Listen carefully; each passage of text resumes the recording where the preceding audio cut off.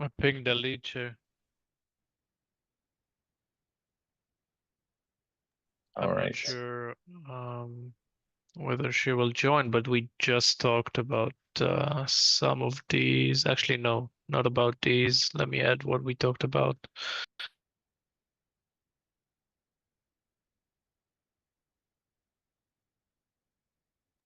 Okay, should join in a minute.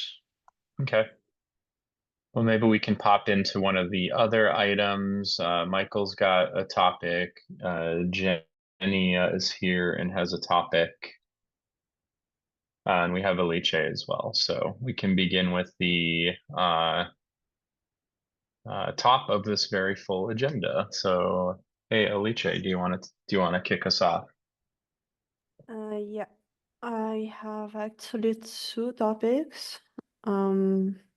So to say if you have more urgent stuff.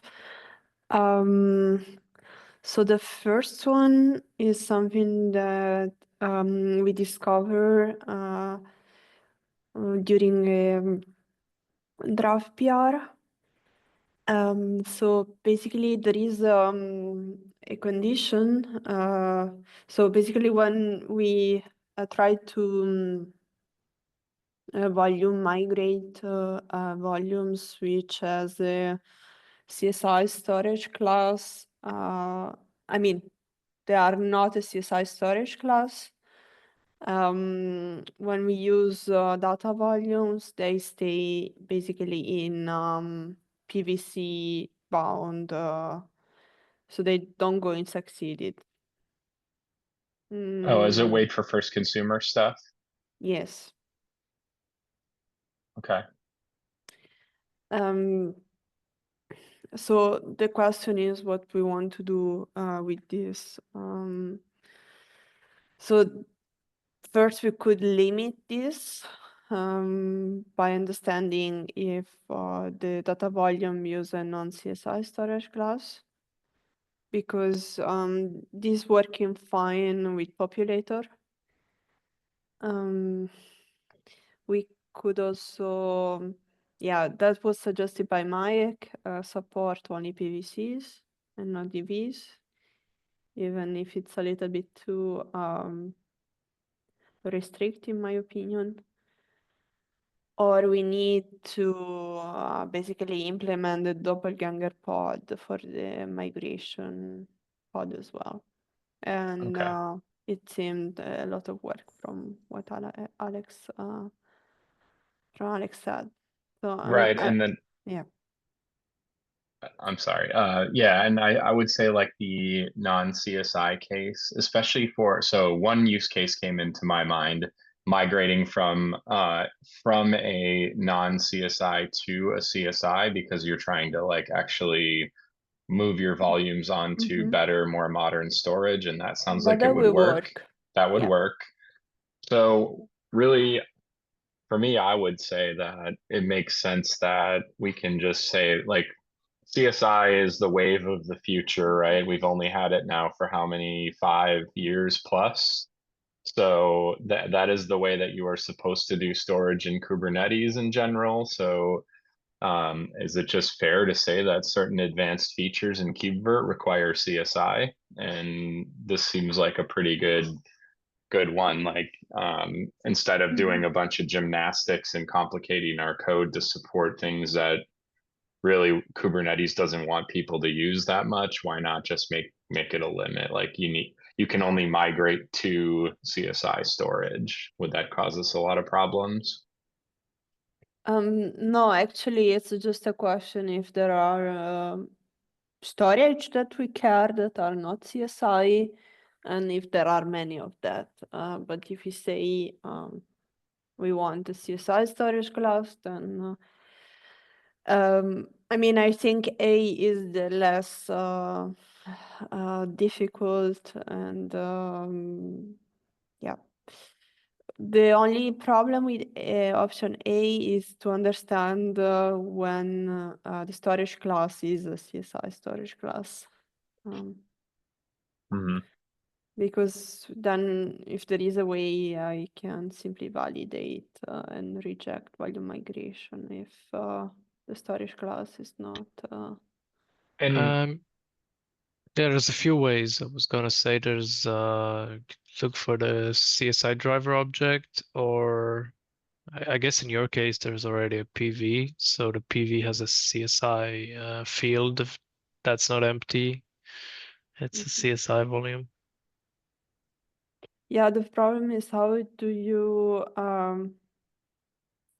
link PVC to a CSI driver, because the PVC has the storage class, but between the storage class and the Yeah, CSI driver, I'm not sure if there is a connection or. yeah, there the is, provisioner yeah. string, right? Yeah, the provisional string is the CSI driver name. Okay. But yeah, it's a bit ugly for KubeVirt, so I totally get if you don't want to do this. Yeah, I don't know. I need to try to code it and see how ugly it is. So I think in general, KubeVirt has already some. I mean, for the backend storage for TPMs, it deals already with storage classes, so might be not so terrible. I mean, in the end, it's like the controller who should do that. So, but yeah. Anyway, it seems that A is the preferable option. So, yeah, in that case, it's just for the destination. We cannot migrate one on. Well, I we mean, we could. can. Sorry. No, I mean, if somebody wants to do this, it could use PVCs. Yeah, that's a good work. That's a fair workaround. I'm reluctant to make DVs not work with things, because we've kind of gone back on our idea that we're going to move away from DVs. It seems like there's no urgent need to do that now that we can use populators under the covers. Like, I think we're kind of living with DVs. They have their uses. We could Okay. also, like a fourth option, just dedicate some time and find the CDI bug that started all of this. I think Kind of, Mike, I don't know if Mike is here. But Was it? there's no CDI bug. I mean, Yeah, the data I volumes are think. working as intended. The problem is that when doing the volume migration, the migration target just doesn't do any of the like checking that all data volumes are succeeded and create the doppelganger pod if necessary. So it just opens the new target PVC. It just starts using the target PVC directly, and because the CDI just doesn't have time to populate it, the yeah. volume is in use, so it just hangs out. All right. Okay. Yeah, I Yeah, no, remember that it's, yeah. no, I think And, option A is the well, just to like the issue exists not just for wait for first consumer too, but like the same issue could happen with immediate if like the data volume is created right away and then the target pod is created right away.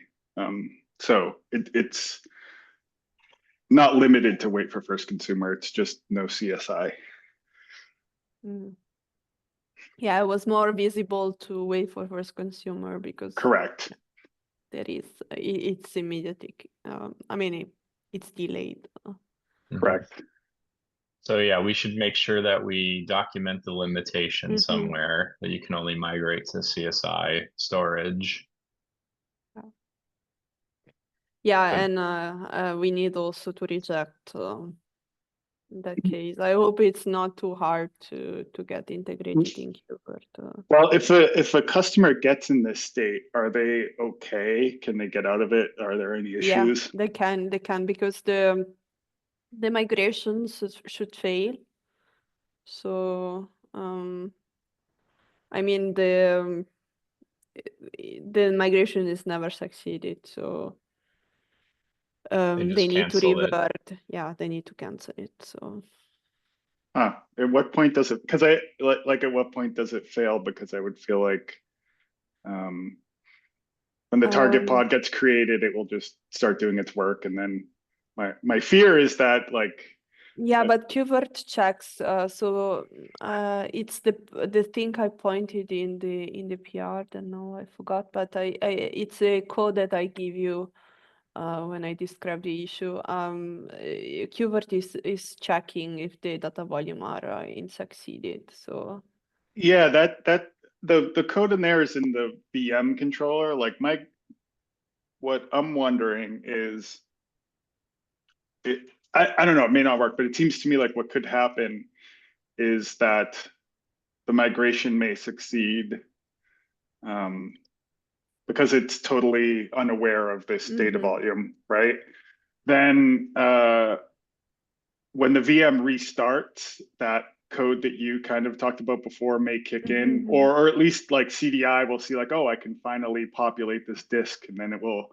My fear would be that it then overrides whatever's there with something else. No, we need to reject.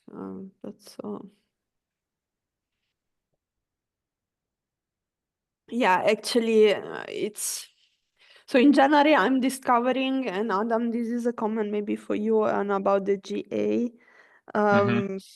That there are so when the migration fails, this recovery, there are a lot of races when we move to understand if it's the valid volume or the source or the destination ones.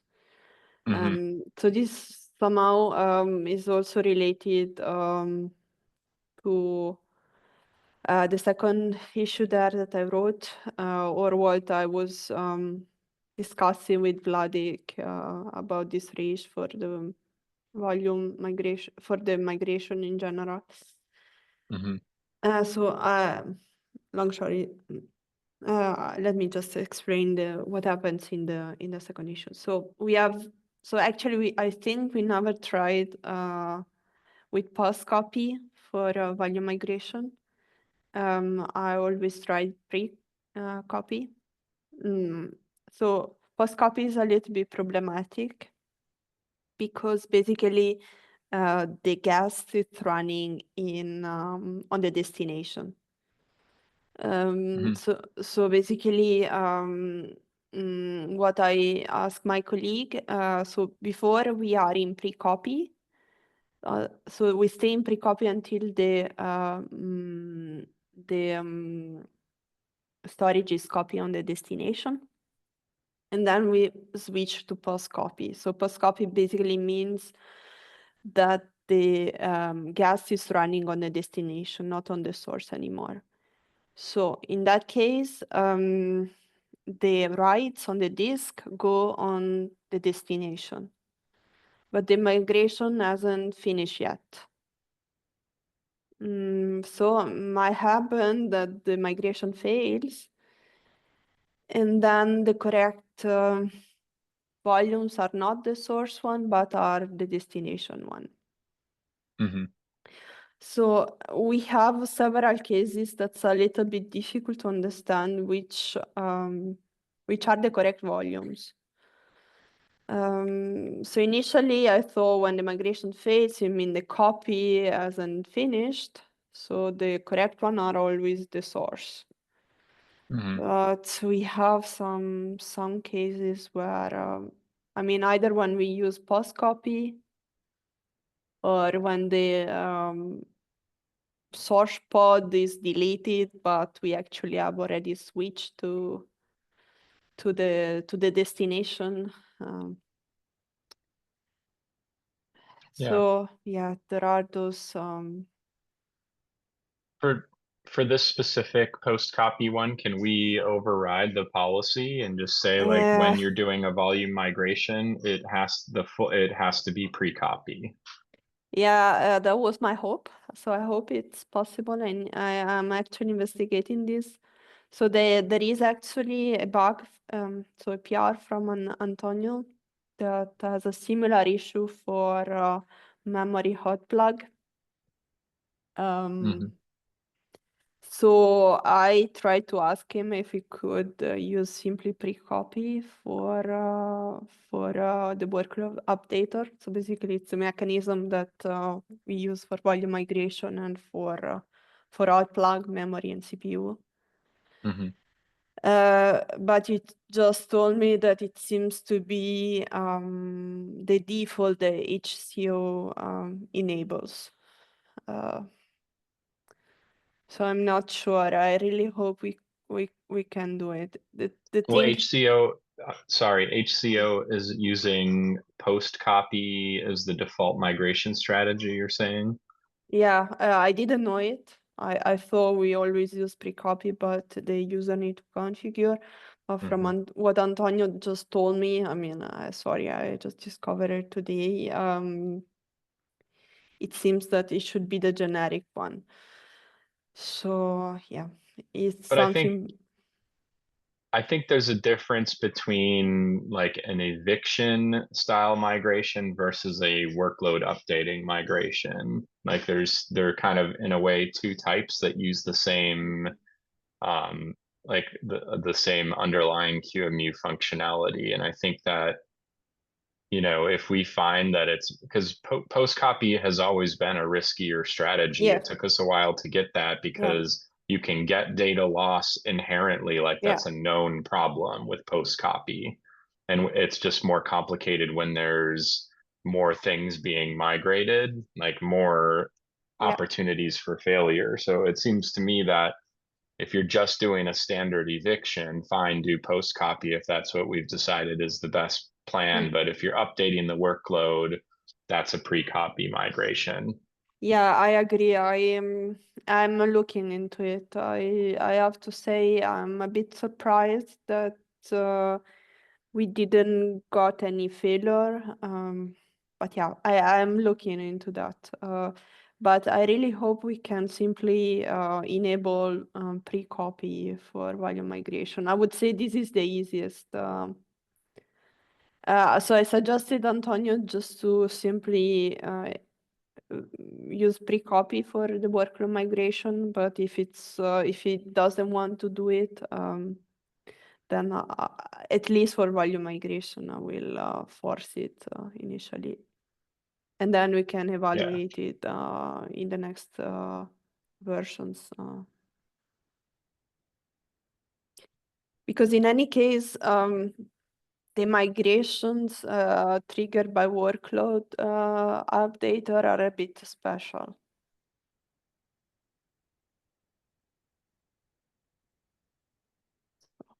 Yeah, agreed. So I just put those in the notes that's kind of what we're thinking that we would advocate for. Yeah.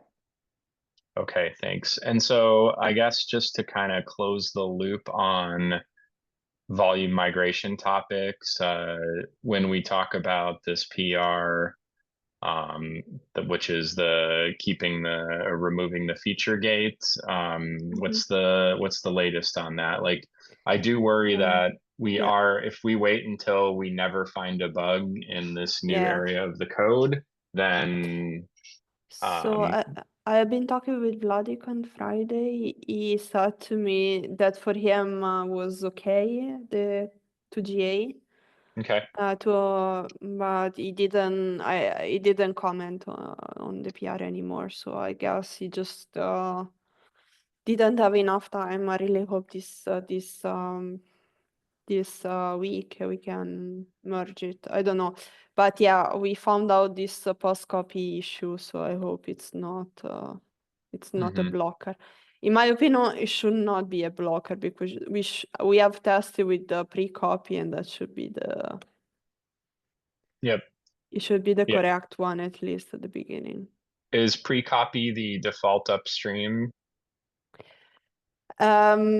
For what I understood, yes. I know that we can enable post copy with volume with the migration policy.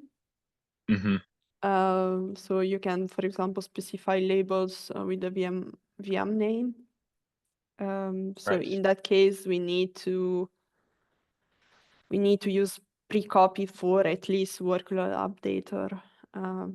But Yep. from what Antonio told me, and it's a little bit new to me, it should be the default mode for HCO and downstream.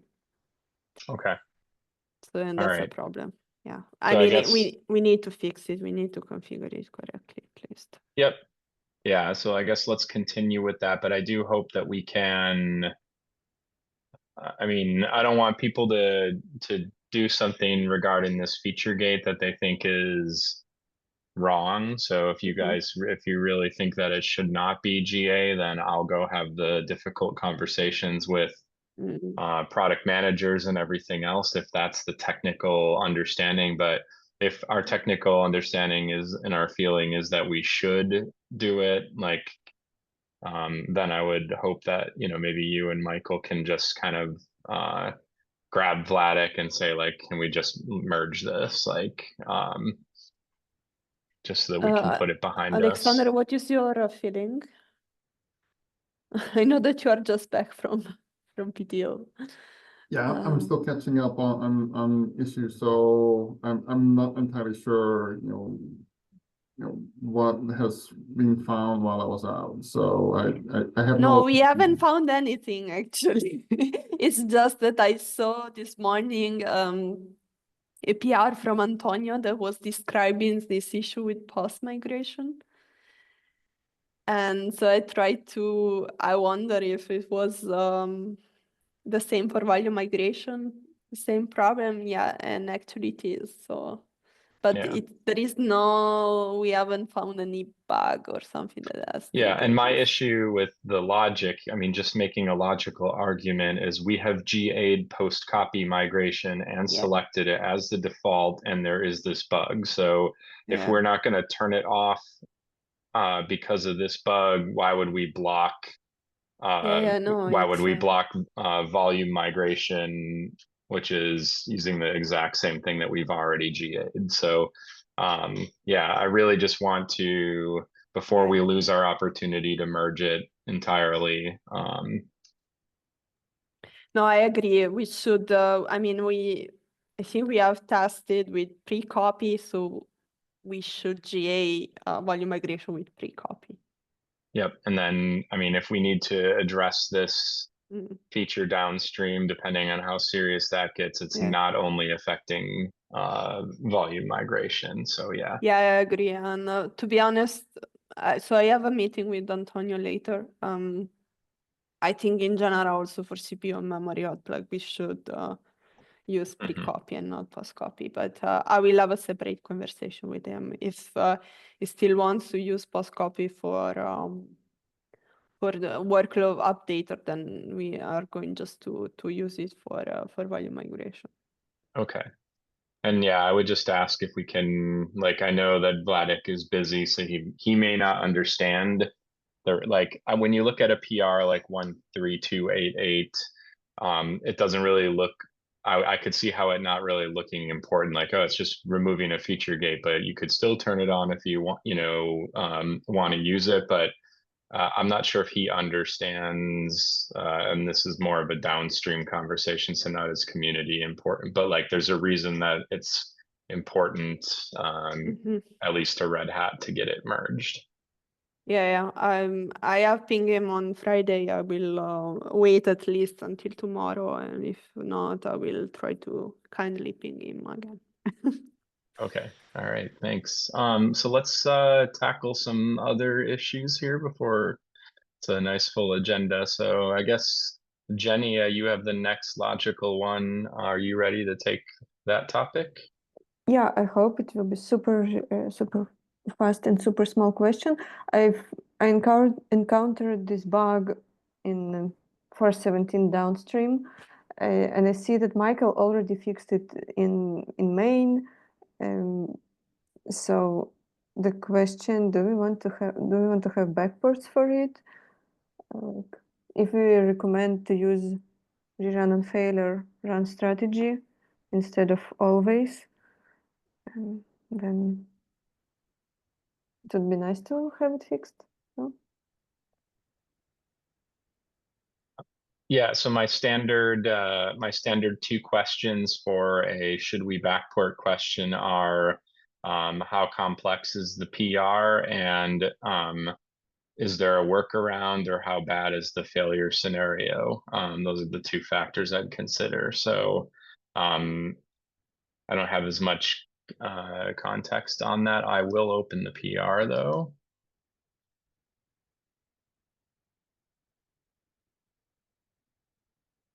And I guess, Michael, it's your PR, so if you have thoughts on it, love to hear those. Yeah, I mean, this seems like a bug to me that could be backported. Do we think it's going to be a clean? No, nothing is clean in KubeVirt anymore. Okay, all right. The code quality elves are making it very hard to do any backports. Okay. So it's not a computer clean cherry pick, but I guess it's probably, I would hope it's well, who knows? I guess we just have to see. Is that something you would be able to help with, or do we need to find a helper for that? It would be better if someone else could do it, I think, but Okay.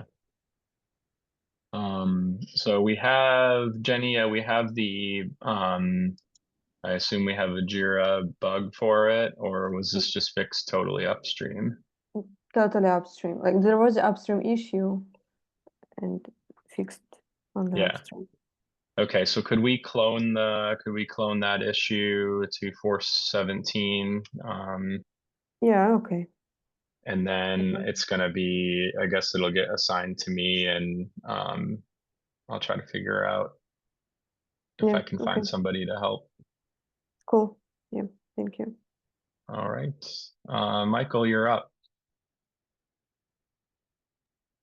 yeah, so I saw that this PR about the TPM support for online snapshot got in, and I was just kind of for my own education wondering what research went into this, and I just from looking at it, like I don't know how useful it is going to be, because I don't know, I haven't looked at the SWTPM code, but I suspect it uses direct.io, so like sync probably wouldn't do anything. So I can mostly talk of my experience trying to write tests for this, but I wrote like I was testing this really hard, the online snapshot, and it never worked. Well, it actually worked when we did the offline snapshot, but the online snapshot didn't work, and it wasn't until I did something like this that the state of the TPM was respected after the restore. I thought Okay. my initial like gut feeling is that something should have incorporated the TPM knowledge into the freeze guest agent GA freeze thingy.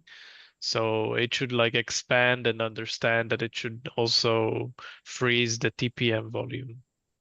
So like I found it weird that KubeVirt has to write its own freeze logic. In this case, it's just a sync, but who knows what else you might need. So, well, regarding the alternatives, the C point there, I was trying to use the SWTPM IO CTL utils. Like they have one command that is SW's TPM IO CTL save. That's supposedly to save the state of the TPM, but it was really flaky and it had issues connecting to the socket.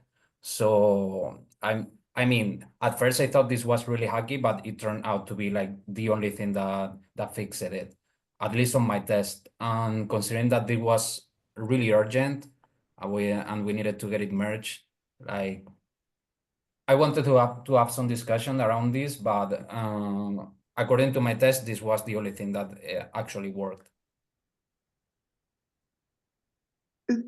What about Yeah, I agree with Alex that like in an ideal world, this would like be part of the guest agent stuff, but I think the guest agent has no awareness of of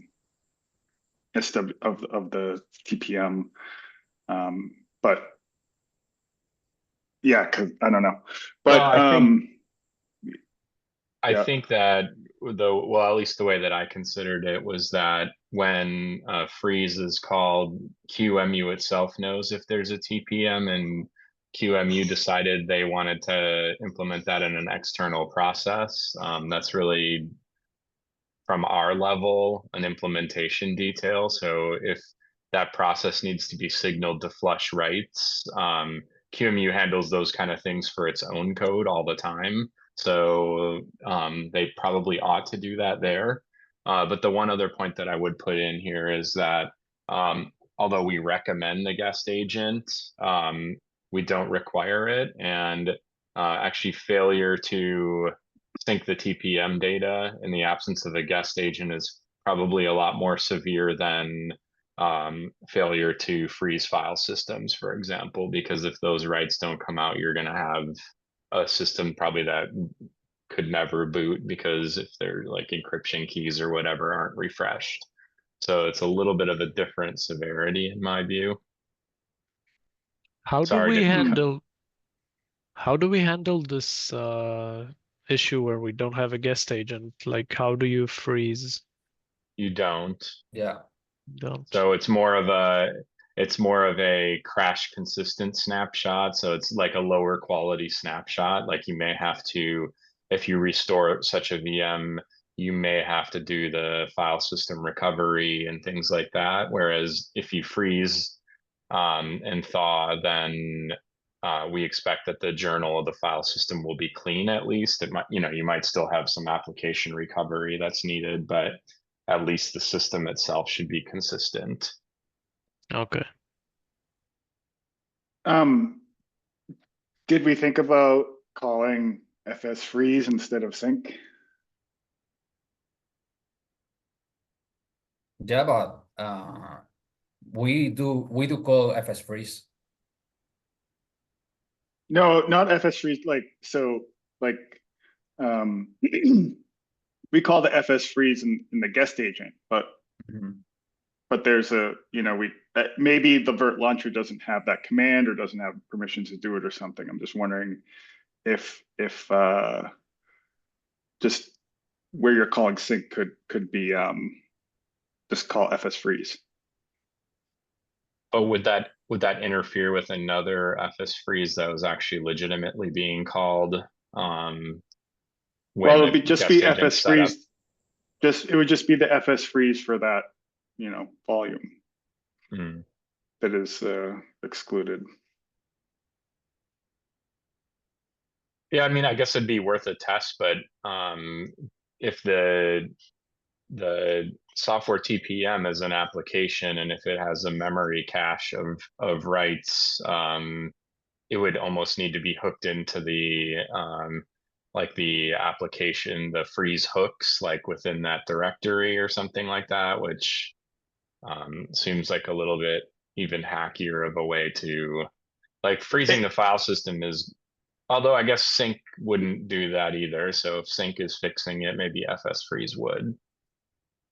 Well, FS freeze, I think it does, it dumps anything that's in cache. But I'm just shocked that the SWTPM is using the buffer cache because these are like the most sensitive information, and just to have it cached somewhere seems it's just surprising to me. So Alvaro, could you I think this is all a good point, and I wonder, have you been in contact with the developer of software TPM? Do we know who's I think there was somebody at IBM that was working on it, if I remember correctly. I don't know if it's like, it's got to be actively maintained, right? It's a critical component of the infrastructure, but I think maybe it would be a good idea to, so now that we've got something merged that works, as a follow-up action, it would make sense to like confirm that this design, because we can always correct it later as well, right? So it might be a good follow-up to just say like, hey, this is how we're solving this problem. Is this the way that you would recommend us do it? And also that I think it is legitimate to ask them, hey, like, can the backing file that the TPM data is being stored at be opened with direct IO by software TPM? Okay. Okay, sure. So I'm going to put in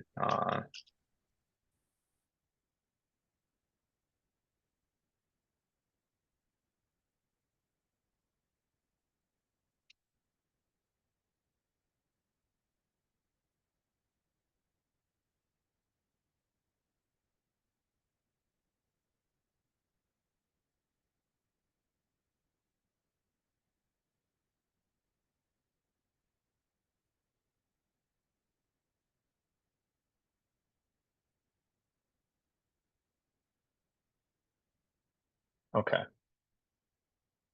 Awesome. Thanks for raising it. Anything else on that topic? Nope. All right, cool. So Alex Alice, who wants to take Right. this So last there's one? it's a PR in this area from Alice. It's just about validation of backend PVC going through. It want to actually storage migrate the backend TPM PVC, but it did get me thinking about that. So basically, imagine this VM with like Windows 11. So there's a TPM requirement. You have a main boot disk on block Ceph RBD multi-node. And you have, of course, the backend state, which is on read write once file systems FRBD. And one day you want to move to Portworx. Mhm. And I talked to Alice, that is something we still don't have. And it would require a little bit of planning since the backend PVC is not part of the VM manifest, right? Yeah. It's kind of like behind the scenes. Yeah, we The will need user doesn't know. another flow. I don't know. Yeah, Because yeah.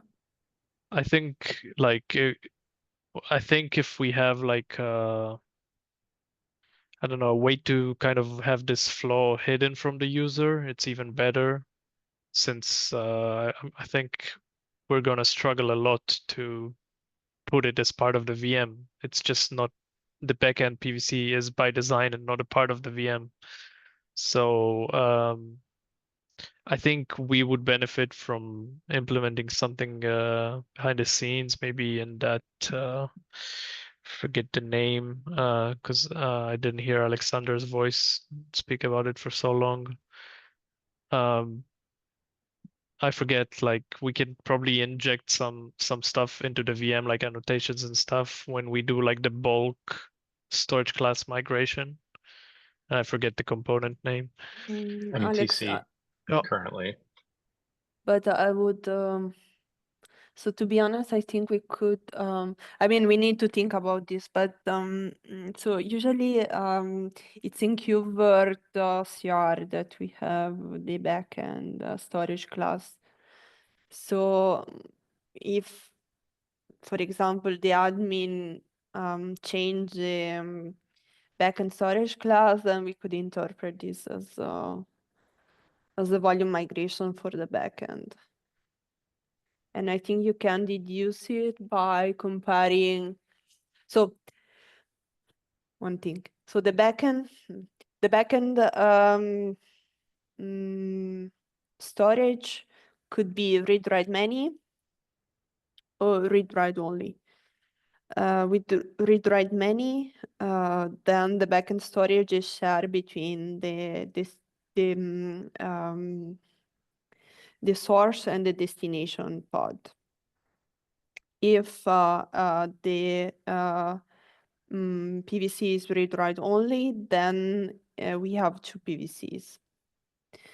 But in any case, we have the source class of the original PVC. So I think if the storage class has changed in the meantime, then we could trigger a So migration. I know that Stu's team did some work recently on kind of making this stuff better. Is it still a single KubeVirt CR level configuration that picks that storage class? And is that the only way that it's chosen? When I looked, there was just a single value, but I can ask Jed. I mean, this is something we don't currently have, but Yeah. it's for a Okay, future because feature. yeah, in the past I had suggested that the VM state or the backend PVC should follow the root disk of the VM. It makes sense to me. And if we did something like that, that would be simple to automate because, what I do worry is we don't have to say that storage class migration and TPM are mutually exclusive features, but if you do migrate your storage, you're still going to have that dependency for your VM on the old storage. So even though it seems like you've moved off the storage, you haven't, which means that we didn't really complete the migration for what most people would expect us to have done. So right now, I know that you can specify the backend storage in KubeVirt, but I don't know if we have also a mechanism to like put the TPM in the same storage class when you don't specify it in the. I don't know what happened if you don't specify the storage class in the migration. If just take the default storage class, or Yeah, if I think it has some logic to pick the Vert default and then the Kubernetes default. yeah, we need to Okay. check on them. But Could right we, now we don't migrate. I mean, yeah, it's not part of volume migration. okay. Could somebody start, if there's not a thread currently on that, could somebody Yeah, I start one can. up on KubeVirt dev? Okay. Because I wanted to, my first bad inclination was to like send a note to Jed or somebody, but we should have this discussed online. I know, for example, Shelly's looking at the incremental backup stuff, and if we actually use the backend storage PVC for the CBT bitmaps, those are going to need to get moved as well. So like this is a problem that should get solved, and we need to think pretty carefully about it because this PVC is going to get probably used even more than it is currently. So it's not going to, the problem won't get easier. Just a quick note about that follow the root disk suggestion. I think it's going to be a little bit problematic if you start if you're security sensitive, you start putting the TPM on some other storage class like an encrypted or I don't know, more encrypted than your usual storage class. I think that's going to be a problem. So I think there's no escaping then to have it a per VM basis, this storage class, which is, I don't think it's like a super horrible change to have. Yeah, as long as I Yeah. guess as long as the defaults are sane, and then some Alexander's migration code, if we detected VM state PVC, we can suggest, do you want to migrate this as well? And then you would sort of explicitly set that in the VM, and then it would have to migrate it. Yeah, it's difficult to understand from. I think we really need another path for the backend because you will need to understand when you want to migrate also the backend, and I don't know. With volume migration, the fact that it's declarative, you really need to have a list of volumes that you need to migrate, and this is done by the update of the VM spec. So, I mean, because it's not like you want to migrate a single volume or all the volume of the VM. It's just the volumes that have been changed. And the fact that we don't have this TPM, I mean, the backend storage in the VM spec, it's hard to. Yeah. I wonder if that's something that should actually be revisited, that when we turn on TPM, that you're actually referring to, because like this is definitely was a thorn in Alvaro's side when he was looking at the export and snapshot stuff. The fact that this is being done intrinsically instead of declaratively has been causing problems. How bad would it be to just reflect in the VM, like, not by the user, but in the status section, that this volume is related to the VM? Like, why not make that connection in the status at least? But then you But still don't have a way to make changes to it if it's not in the All spec. right, You yeah. can't. because you need a way to trigger the migration. So do you trigger every time? Do you trigger only once? Do you trigger when there is a Yeah. mismatch? So you need a way. So for no regular volume is relatively easier because you need to change the name. But for the backend, yeah. I don't know, in my opinion, we should trigger the migration when there is the backend storage has changed. And then You mean on the switch. cluster level? Yes. And then you switch. I mean, you do independently for volume migration. If the storage class has changed in the backend, then you move to another storage.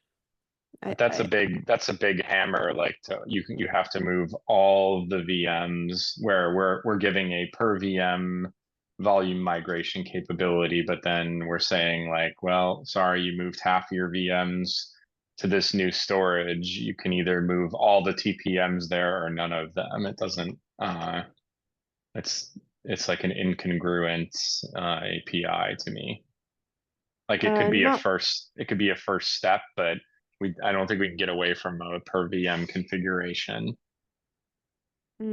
But so maybe I'm not sure if I understood correct, but that's how I can imagine the flow. So I am the admin, and I want to update the backend storage.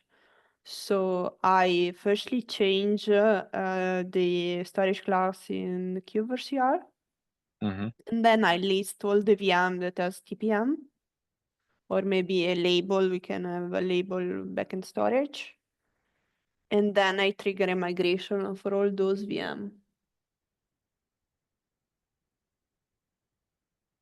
But what if you want to just like a POC, try out this new storage for one VM? Then you just migrate one VM. But then you're stuck with the TPM on the old storage until you're ready to commit to it for all your VMs. But you have migrate. I mean, if I have updated the storage class and I have migrated a single VM, then during that migration, we migrate the VM plus we storage migrate the backend to the new storage class. Of course, if you want to deprecate the old storage class, you need to move all the VMs, but that's the case also for volume migration until you have some VM left that are using the old storage, then So do we have a you way can. then do we have a way of communicating to a user that the cluster state is not the desired state doesn't match the actual state? Because if you update the KubeVirt CR and change the storage class, but none of the VMs have migrated yet, now you have a gap between the desired state and the actual state.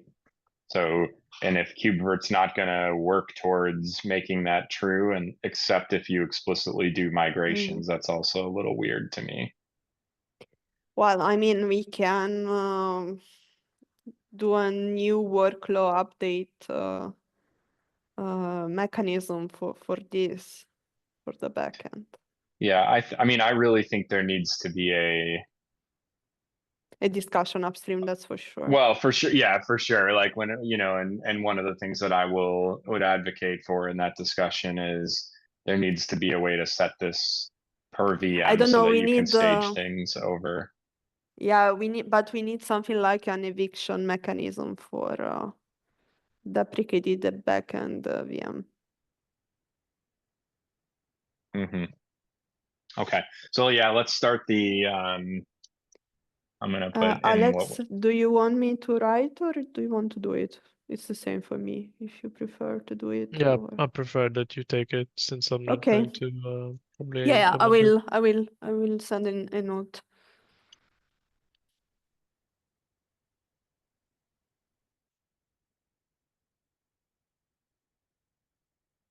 Or you can count on me to be involved in that note. So Yeah, I will CC you for sure.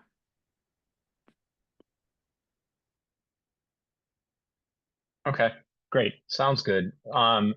So I don't think that, since we usually end at 10 till, we're a bit over the normal time. So I don't know that we'll have a chance to jump into the triage today, but we did have some pretty great discussions on some topics here with some good follow-up items. So thanks everyone for raising topics and for agreeing to take action items. Any other last minute things that anybody wants to raise before we wrap today?